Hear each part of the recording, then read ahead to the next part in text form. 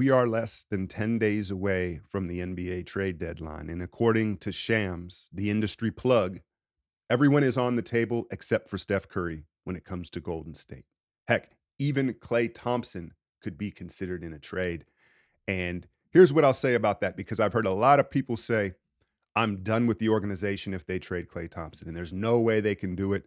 And if you've noticed in these trade talks over the last few weeks, I don't think I've added his name to really any trades because I too feel like that's probably not happening. Why? Because I think it would take a green light from Steph Curry, and I don't think that that's happening. However, Klay has kind of backed them into a corner. He has turned down a 2-year, $48 million extension, which to me seems more than generous. But beyond the money, and even if they gave him a bigger deal than he would get elsewhere, it's the pecking order that he disrupts right now. It's his unwillingness to change his role. And it disturbs the growth of Kuminga moving forward. And again, just the natural pecking order because of his status and because he wants to remain the player that he has been, which you can't blame him for it, but he's not, right? And so, yeah, I don't think Steph would greenlight that, but you never know. And it's not all on the organization, I guess, is the point I'm making here. Klay has been very stubborn, I think, um, and put them in a place where it's like, well, you're going to walk anyway, that type of scenario. Um, but let's get to the subject at hand because you saw the thumbnail. Ben Simmons. Ben Simmons has made his return again for Brooklyn last night. He has been out most of the year, the back issues, and beyond the back issues, people, myself included, have questioned his love of the game, how much he wants to compete, right? And then he is a very unique player in the sense of, how do you have a guy on ball that doesn't want to shoot the ball? And so without a doubt, there is a ton of baggage that comes with Ben Simmons. But you look at where the Warriors sit right now, and they seem like they could be in a position to take that risk. Hear me out.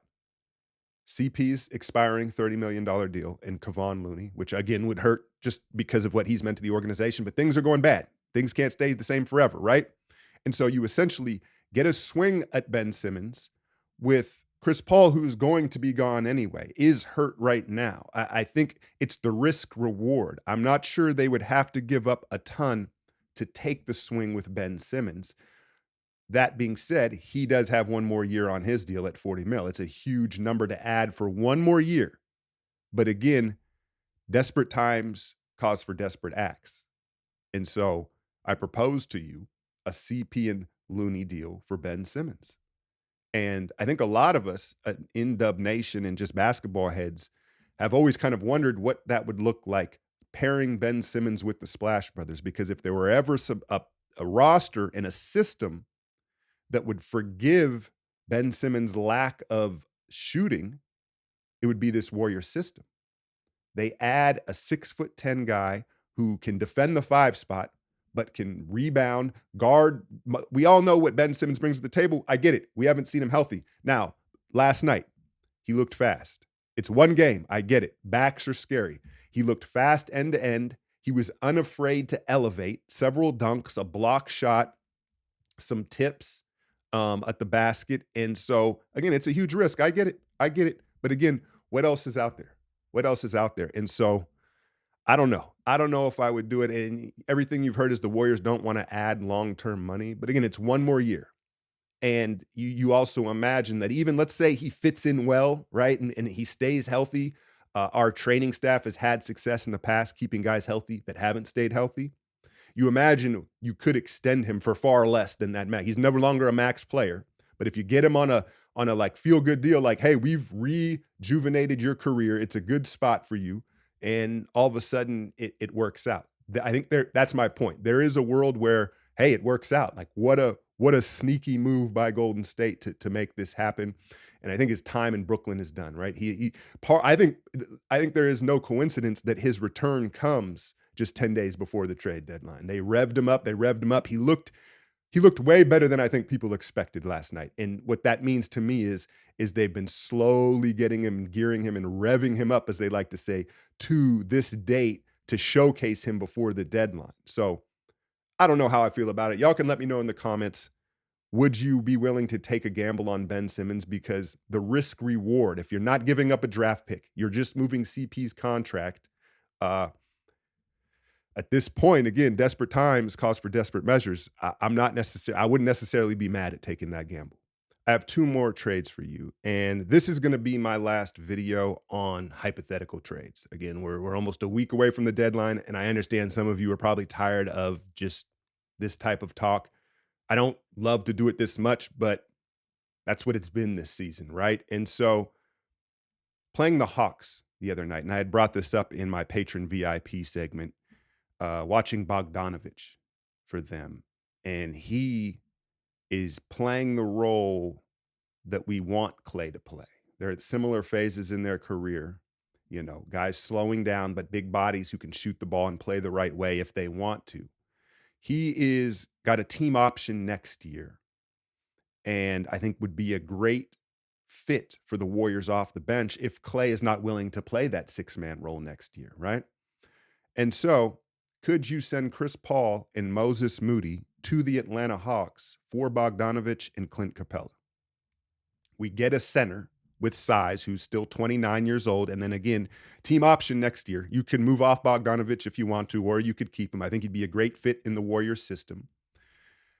The Hawks get off some money, and then they get a chance at a young player in Moses Moody, a high character locker room guy. You watch this Hawks team, they don't have leadership, right? They've got a lot of young talent, no leadership, no direction. It doesn't seem to fit together. I think adding Moody would go a long way, I think, in just maybe building some chemistry with them and bringing in a high character worker, right? And then the other name that I've heard a lot of Warriors fans throw out is Wendell Carter Jr., the center for the Orlando Magic. I get it, man. You look at his profile. He's super physical. He shoots the top of the key three. He rebounds well. He's young. He's on a reasonable deal. And so it's kind of like, well, why would Orlando move him? I think the reason would be is they're trying to look ahead at paying all these young guys they have, and they're kind of front court loaded. Now, I wouldn't mind Jonathan Isaac either, who's maybe would cost less and kind of a controversial player. He's kind of in the Ben Simmons realm is Isaac, right? But Wendell Carter Jr., yeah, man, they're front court heavy. Could you do a deal of Wiggins and a pick and get back Wendell Carter Jr. and Joe Ingles? Ingles, obviously a Warrior type of guy. Kerr would probably be closing with Ingles, right? I don't know if we want to do that, right? But yeah, I've heard that name thrown out there. It's not a guy that I, think it doesn't seem very possible why they would do it, but you look at their cap numbers moving forward, maybe it's a possibility. So those are my final three trade ideas headed into the deadline. I promise, no more of them. I know some of you just don't like this stuff, but it is what it is. We got the Sixers tonight. Is Embiid going to sit again? Embiid is the new James Harden, right? Like what it's a bad look. It's a bad look. And, as they can make up the excuses, all of a sudden the knees sore. I don't believe it. I'm not sure many of you do. And to me, what it does is it just represents that Joel is not him. As monstrous of a year as he's having, and some may say, oh, they're playing mind games with Jokic in a potential finals matchup, and to me, it represents you're not him, because we've already seen him struggle in the big moments, and now you're running from it. It's just a broken window theory with Embiid, so I don't like it. But hey, I think the Warriors certainly won't mind it tonight, because if he is on the floor, I don't know what we're going to do with him, right? We just know we don't have, I guess Looney's playing 25, 30 minutes. I don't know, man. I don't know. Young Trace is going to get put in the basket. I'll finish up with a little gang talk here. Breakdown on my Patreon. Warriors breakdowns on my Patreon. Great way to support the channel. Obviously, just like all of y'all, I thought it was a wrap, and it was very disappointing. Steve Wilkes has been a controversial figure all season for the Niners. His first year as the defensive coordinator. He's a DB guy. He's a secondary guy. And I've heard people say, well, Ward is having a career year. Lenore looks better. Ambry Thomas looks better. It's true. The DBs have overperformed. The problem is the defense in its entirety has underperformed. In particular, that billion-dollar defensive line that they have out there. And midway through the year, he came down to the field. You heard about simplifying the scheme and stuff like that. What I'm seeing is what's alarming is how many games the defense comes out and seems like they're unprepared or whatever their scheme is for that game, it doesn't work. And it seems as though Wilkes, it's like he always wants to have an adjustment up his sleeve.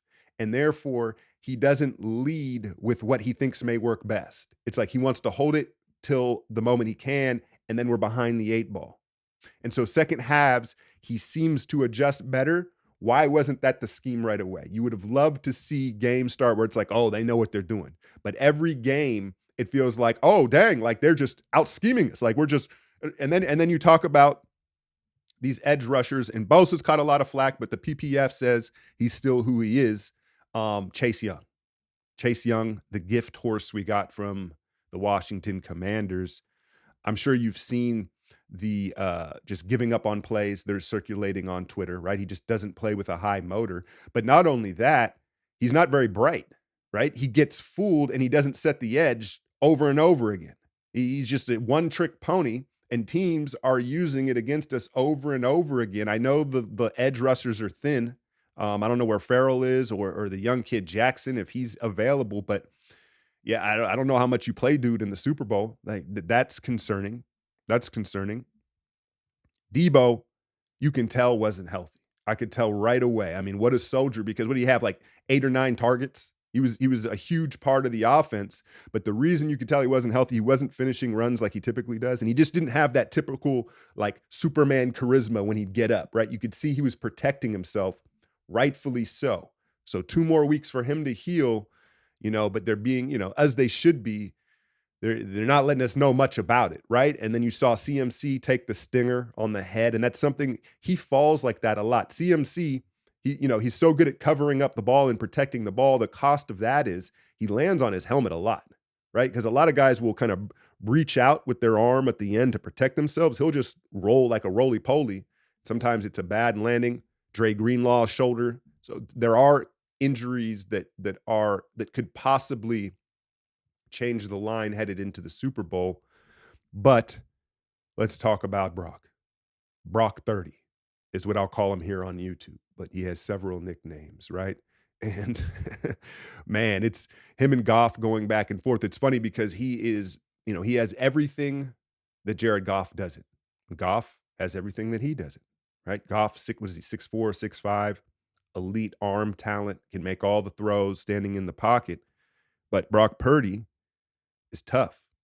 Brock Purdy is elusive, right? Brock Purdy is unfazed. And that's what you saw in that second half, and him figuring out he's got to use his feet. And, I've talked about the Breeze comparisons. What he looked like to me in that second half was prime Russell Wilson. The way he was dipping, deacon, extending plays, that flip back to third and one, like there was just crazy plays. It's such an emotional roller coaster. As far as Motor City Dan goes, and this analytic topic of that, to me, that's the problem is, and if you're going to go with the analytics, this is what's been explained to me, because you got to go every time, right? You got to play the analytics every time. You're all in or you're all out. It just removes the context of the situation. And hey, it was what it was. I can't complain about it, right? I think the other factor is styles make fights. And I said this leading into this. I think Baltimore was a worse matchup for us. I really do. I really do. And you saw Lamar try to prove he could pass from the pocket. And here we are against Patty Mahomes and this Chiefs team again. It's going to be an interesting matchup. My gut, and maybe just because I'm a pessimist, I felt like the Chiefs would be favored by 3. And at least as of right now, the Niners are 1-point favorites. So, we'll see how it goes. I think, again, those 3 key injuries, we're not going to learn much about it until they're on the field and we see how they're playing. As always, hit that like, share, and subscribe. I'm out, y'all.